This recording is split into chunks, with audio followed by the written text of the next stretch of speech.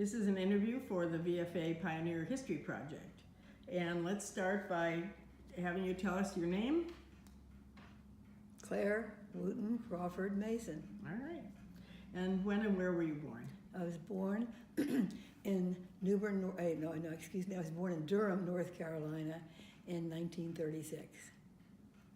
And then I think you got to DC pretty soon after that? Yes. My family bought me when I was an infant, and we moved to suburban Maryland, and that was where I was raised. So tell us about your family background, including your whatever ethnic or other items are of interest to our audience. Okay, well, I'll start with my mother. Her maiden name was Early, and she was born on Capitol Hill way back when it was known as Swamp Poodle and was full of, we used to say full of drunken Irish. It was before it became the Capitol Hill it is today. And her father was born there also. He was a newspaper man. Worked for the Washington Evening Star. Okay. And he actually was the first person to cover, high school sports for the Star. And it's very interesting in light of the fact that my brother is the great basketball coach, Morgan Wooten, whom they've done movies about and so on. Excellent. And so that was my mother's side of the family. They were Irish who had come here, back before the Civil War, right at the time of the Civil War. Okay.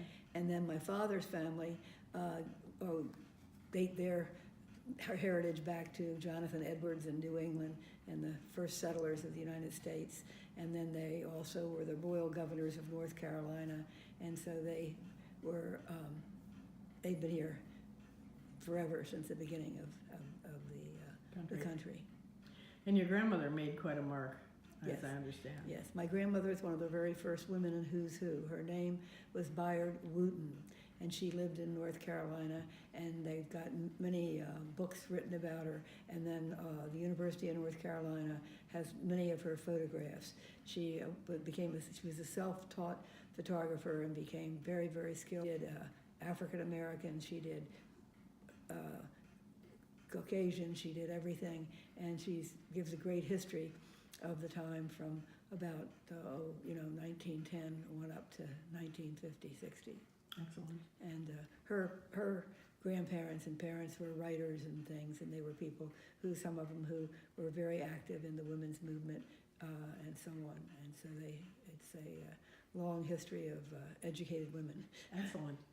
What was your interaction with her that you remember that might have inspired you on your path? Well, she and I didn't get along too well, but I was inspired by what she did. She once, when I was a little girl, struck me, and I said, "We don't hit children in our family, it can deafen them." And she didn't like that. No.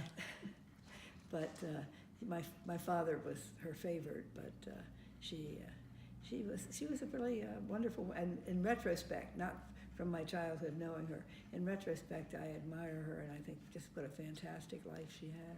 Excellent. Wonderful. So you come of age and get into the workforce kind of in a parallel time with the modern women's movement. Can you tell me, tell me about your work life and your career and how the women's movement might have affected how that went? My mother also had written a newspaper column when she was in China with my father, and so that she had learned that from her father, and so the women had been employed. There was always the idea of employment, and I went to a Catholic parochial school and a Catholic girls' school, and then I went to the University of Maryland, and the first real problem I had as a woman being in the workplace was I started out, and when I was a freshman, I became the first freshman editor of one of the papers, the Diamondback paper. I was the editor of the Friday edition.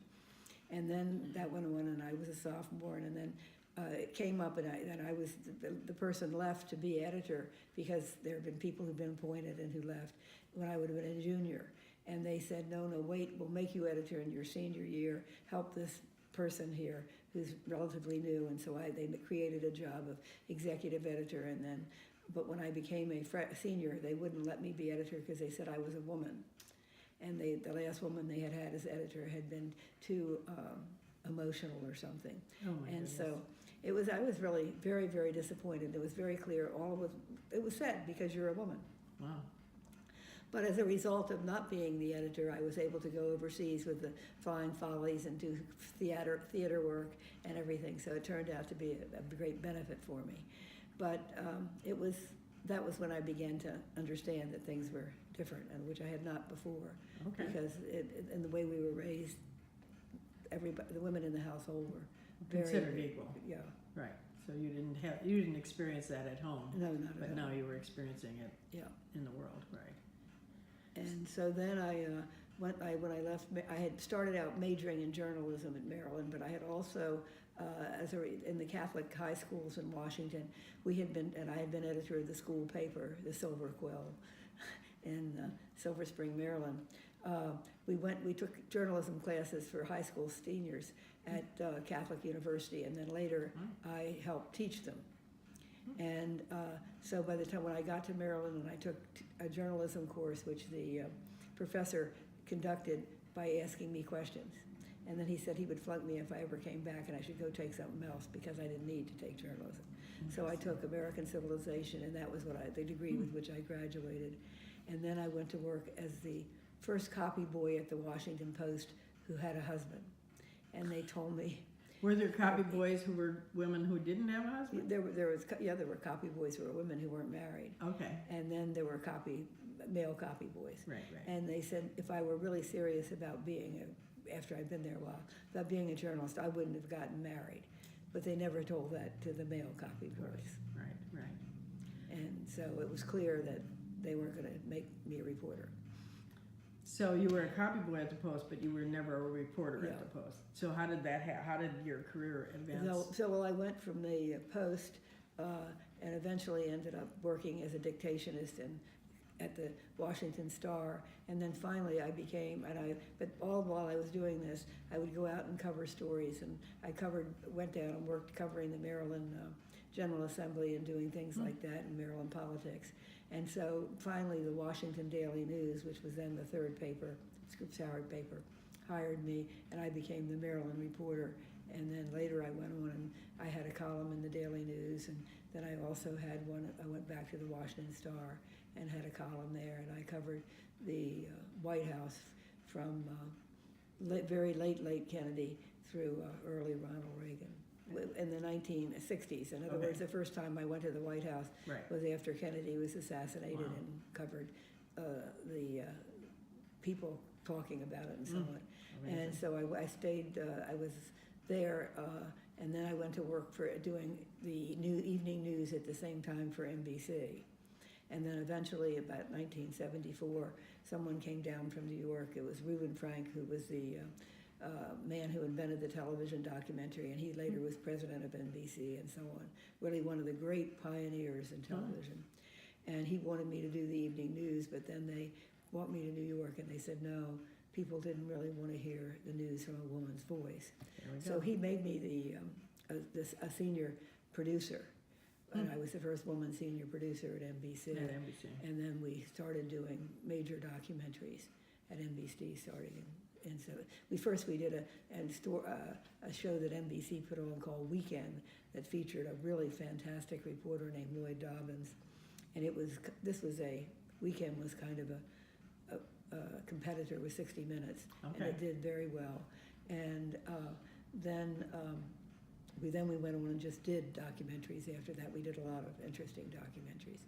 And meanwhile, at about the same time I had gone to work with Mr. Frank, Reuben Frank at NBC, a man came down from New York from Time Inc., and they were starting a new magazine. And this was Richard Stolley, and the magazine that we were talking about starting, in which I then became the Washington editor, was People magazine.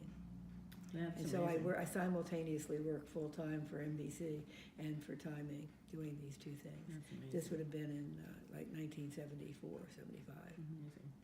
How did you handle the two-city did you live in New York, or did you Oh, live no, in I lived DC? here. You No, lived no, here we the did whole all time? the whole time, yes. Yeah, Okay. it was always, the news reporting and the TV reporting was from in and out of Washington. Okay. And and obviously being the Washington editor of People, which was not exactly the crazy, celebrity magazine it is today. Yes. In the beginning, we would run pictures of the president on the cover, and it was a More more political, serious, more serious more magazine. serious, right. Life magazine had been stopped. Right, And the president, the guy who was running Life, had gone to work for the Smithsonian, and so People was going to be a more popular type of Life magazine, but it wasn't supposed to be Yes. a screen magazine. Which is, It deteriorated as time passed. yeah, that's, Though it's not deteriorating in the fact that it's making lots of money and everything, it's just that, what it reports. the culture was changing. Yes. Was any comments on how the women's movement affected how you proceeded or helped or Well, hindered? we had, in time, we started a group called Journalism and Women's Association, JAWS, and there were people from the women's movement there.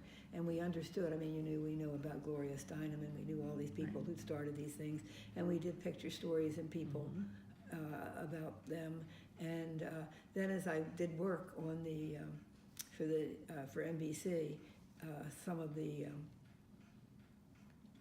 I came up with really fantastic breakthroughs in prejudice and in the women's movement. Was a friend of mine who was a woman lawyer I'd gone to the University of Maryland with, kept coming to me and saying, "You've got to do a story, you've got to do a story." All these women come to me and they say, "Make my husband love me, make my husband love me." And she said, their husbands beat them. Oh. And we all believed at that time that the husbands beat them because somehow the women provoked them, and so on and so forth. Right. And so I went to Reuben Frank and said, "Can we do the story?" And he said, "What's the picture? You're not going to be able to show somebody beating their wife." And so this went on for a while, and she kept bothering me about it and saying, "You got to do this." Her name is Stuart O'Nelia, and of course she was very right. And so eventually what happened is I began to investigate it, as Reuben said, "Well, see what you can find out." And the most amazing thing that I found out was that more police were killed answering domestic calls than any other call, any other crime or anything else. Amazing. And so this was just fantastic. And so really it was a terrible problem in America. And so we did the first documentary on spouse abuse. And we got some really wonderful stories, like the judge saying to the man, he said, "You lived with this woman for 3 years and then you married her and you never hit her when you were just living with her until you married her. What happened?" And the man said, "Well, before I didn't think I had the right." Oh my goodness. And so it became very, very clear that the women were not provoking the men, that this had something to do with something else. Right. And so while I was doing that, I went around the country, and there were places where women were moving to houses where they could, not have to stay at home with a brutal husband and so on. And I would talk to the social workers, and I'd say, "Gee, this is America's hidden crime." And they would look at me like I was odd. And so as I got to the end of it, finally I kept saying, I said, "Okay, what is America's hidden crime?" And they said, "It's child incest." Oh. And so we did the first Wow. documentary on incest, and Playboy magazine attacked us and said we were terrible, that incest wasn't bad, and so on. And there's articles. Really? Oh yeah. So this was the first public thing. We bought those two things were the first things in the women's movement, and how that was how they came to be done. And then at the same time I did the documentaries for NBC, and they ran on the air. I also did the magazine stories in People magazine about them. Excellent. So this was the first publicity and first public acknowledgement that these things were going on. Excellent. That's an excellent contribution. Wonderful. And so how do you look at the major accomplishments of your career, and if you would be willing to comment on how you think you advance the women's agenda? Well, I think that obviously bringing spouse abuse as this being a terrible thing that shouldn't happen, and the women don't cause it and so on, I think that was a really huge step forward. And also then that began to, that was the beginning of seeing how women were mistreated. And then the child incest thing was also, just a terrible thing. I'm not sure we can totally attribute it to the women's movement because but it was something that definitely needed to be investigated. Yeah. Yeah. And then I would say covering the White House, there were not a lot of women who covered the White House. And so that was interesting, and then we were able to ask questions and bring things up, and we were treated as though we were just as serious reporters as any of the men. Really good. And so that was good. Yeah. And when you traveled and you went abroad and so on, it was the beginning of saying women can do this too. Women know about politics and so on. And you also then you covered more about first ladies. You covered more about certainly. And as the presidents came along, Carter was very, very much more treating women better. That's interesting. And then Johnson had, he would be, if he were alive today, he would be pulled out as a sexual aggressor and so on. But the whole thing went forward, and it began to, and then they began to give women more and more jobs in the Senates and in the House, and they began to be elected, and things of that nature. Yeah, things have changed. So it's changed greatly, Right. and certainly. Yes. And as I said, and one of the things that is interesting about that, I realized how did I get in this as I did, was when I went back to my 50th high school reunion, somebody said, how did you know that you didn't have to live the same lives our mothers did? Oh, isn't that a great question? And I thought about it, and then I realized that had come from, in my father's family, that the women all the way back were educated. My grandmother had graduated from the Georgia School from the Deaf. Her family had started, had gone, even though they had lost the Civil War, they had been plantation owners in South Carolina, North Carolina, and so on. They, the brothers still went and started the Michigan School for the Deaf, the Washington State School for the Deaf, and she had gone to the Georgia School for the Deaf, and everybody was educated, and women all the way back, and her grandmother had written books and had written memoirs, and they had been involved in the women's movement when it had been up in New York State, in the South Lake region, and so on. Oh, right. And so they were. I just knew that from the beginning, and that was how we were treated, and no one. That had an influence, definitely, on you, on how you proceeded. Right. I was always quite mouthy and outspoken, and one of the favorite family stories was that when I was 4 years old, my favorite sandwich was cream cheese and olives, and my mother was making one some, and then she was called next door, and she came back, and she said, Claire Josephine, she said, what happened to the olives? And I said, well, I ate them. And she said, well, what about me? And I said, I saved you the juice. Oh. And I've never lived that down. My children now, to this day, will say, I saved you the juice. That's when somebody is particularly selfish.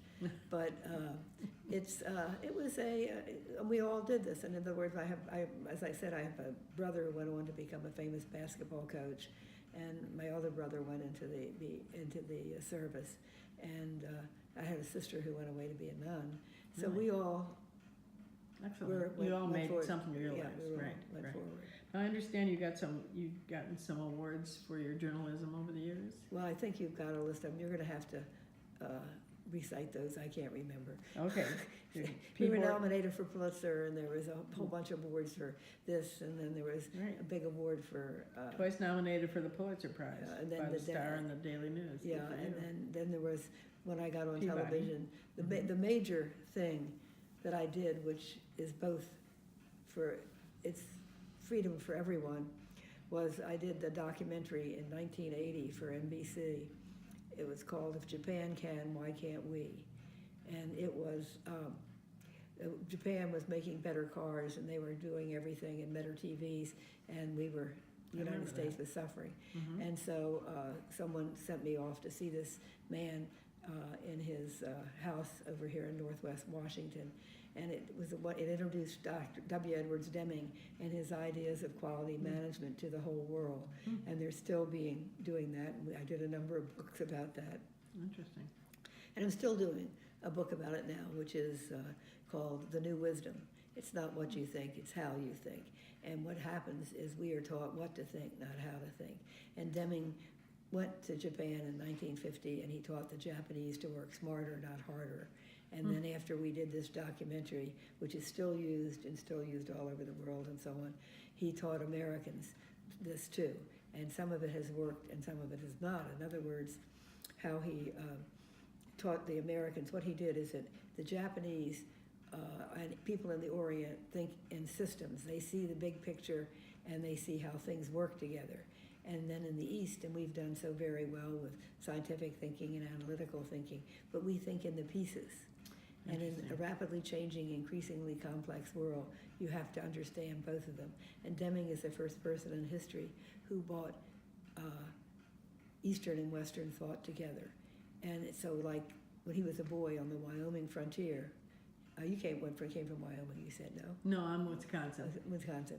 He was on the Wyoming frontier. During the Civil War, Abraham Lincoln had started the Department of Agriculture, which put an agricultural agent in every county in America to teach Americans continual improvement of agriculture. And as a result of that, America became the leading producer of food and fiber in the world. But when we moved from the farm to the factory to the suburban shopping center, Americans gave up continual improvement. And what they say was, if it ain't broke, don't fix it. But you see, in order to survive and to go forward, you need to practice not only continual improvement at work, but in your life, in your relationships with other people. And all of this Deming really discovered and made it so that we could, as I say, the challenge today, even beyond the women's movement, is living in a rapidly changing, increasingly complex, confusing world. And in order to do this, we have to change how we think. Just like in order for women to come forward, and we need to know how women think. You see, women and men think differently, and one of the reasons we've been quite successful, as you look at the rest of the world and so on, is that women and men have come to think together and work together. That's part of what's happened in the women's movement. Well, we also, have to learn how to work together and practice continual improvement and understand each other. And this is what the challenge is today as life becomes more complex. Wise words. Wise words. So obviously this is one area of interest and concern to you. Other social justice areas that spilled over or that you were interested in? A number of different things that came to the fore as we reported and covered the White House and covered the world as it was. One was, as I say, we have to learn to think like people from other countries. Excellent. And that's really important. So are you still writing? Did I hear you say that? I'm writing this one last book at the moment, and then I would like to write my memoir, which is going to be called Happily Ever After Isn't What It Used to Be. Oh, that's wonderful. Oh, I love that title. I think you should do that. I definitely think you should. I'd like to pull it all together. Yeah, you're keeping busy. But doing the Deming thing has been really very, very amazing. It's become an international thing. We started CCM Productions. We've produced this. There's a 25 volume Deming video library that's used all over the world to teach people how to think this way and how to think smart, how to work smarter, not harder. And that's what this is all about. And then if you don't stop and do that, right, it's not going to work. Yeah. Well, we need that wisdom today. We definitely do. Well, these American motor companies and so on have done a lot of it, and it's really working. But we have got to be able to work together. One of the interesting things that happened, which shows you how it just comes out of doing your daily work, was I was involved in the first gun control law in the Western Hemisphere. And how that happened was that close by here in suburban Maryland, a man went into a gun store and bought a gun and then came out and shot himself right on the step. And so I was then working for the Daily News, and so I went and talked to the people, and I was pregnant at that time with my son, and I went around and talked, and I went in and I tried to buy a gun, and the man in the shop sold me the gun, and I said I only needed one, and I only wanted one bullet, and so on, and he still sold me the same thing. It was a whole crazy thing. That's amazing. And then I went to another gun control store, and I told the police what I was doing. I just, and they asked me if anybody else had sold me a gun, and I said yes. I told somebody in a Wheaton store, and they called the police, and then the police called my husband to say, "Don't go home. She's got a gun." But that it was here That's I was. amazing. It was really, and then that led to Tacoma Park passing the first gun control law. And actually, the most amazing thing was the Washington Post even wrote a little editorial praising the story. Okay, Because wonderful. you just didn't Wow. let people didn't adhere. This man walked in, bought a gun, went out and said didn't want any more ammunition. That was all he needed, and went out and shot himself on the steps at the gun store. And then Amazing. they were willing to send it to you. Sell it to you again, yeah, Yeah. even after hearing that story. That's amazing. That's a great story. Yeah, so there is, I'm trying to think, all of these, the most important thing in many ways is the Deming stuff, because this is how you're able to manage a complex, rapidly changing world. And that was, when I left, in the early 80s, I left NBC and then went forward and started, and People, and went forward and started my own television production company. Okay. And then it's brought about we worked with Deming until he died at the age of 93 in 1993, Wow. talking about these ideas and trying to make them understandable to people in the West, which they have not yet totally understood. Right. Trying to teach people how to think more effectively Okay. and to think, and that a lot of Deming is how people can work together more effectively. Excellent. You don't have to blame. You don't have to do these things. You have to begin to understand, Right. how things work. Excellent. And and that's where I would think that much of that is where the women's movement is going. It's not just anymore, Right. Right. women and men. It's how can we as human Yes. beings and The broader intersectional. and the whole point in Yeah. life is how can we all live with more compassion and wisdom for each other. That's perfect.